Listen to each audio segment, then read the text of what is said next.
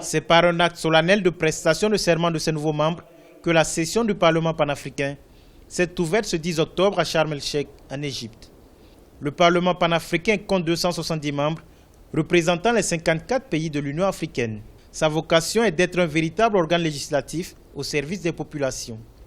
Mais pour cela, le protocole amendé de Malabo de juin 2014, relatif au Parlement panafricain, doit être signé et ratifié par au moins 28 États membres. Une étape qui donnera le la de l'appropriation du processus de l'intégration africaine par les populations à travers leur mandat.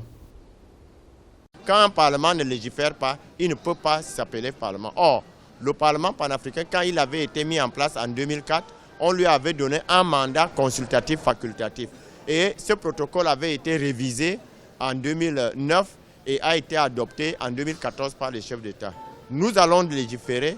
Légiférer, ce n'est pas pour enlever ce qui a été déjà établi, mais c'est pour voter des lois qui peuvent s'appliquer à tout le continent africain. Et nous savons que les problèmes, parmi les problèmes qui minent le continent africain, il y a par exemple l'épineux problème du terrorisme, le problème de la libre circulation des personnes et des biens, le problème des changements climatiques et également l'épineux problème de la jeunesse. Fort de son slogan « Une Afrique, une voix », le Parlement panafricain est à présent dans une dynamique de vulgarisation de sa mission auprès des populations africaines. C'est ce qui justifie la volonté du président de l'institution de délocaliser les sessions du Parlement dans les différents pays du continent.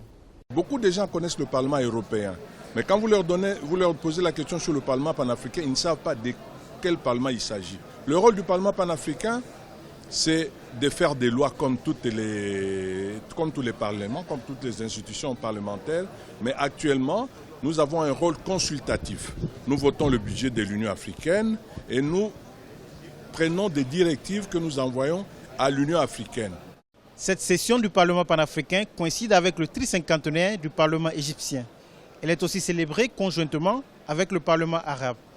Toute une symbolique qui scelle l'ambition du Parlement panafricain d'être un pont entre les peuples d'Afrique, d'est à l'ouest, du nord au sud, pour relever tous ensemble les défis du développement du continent africain.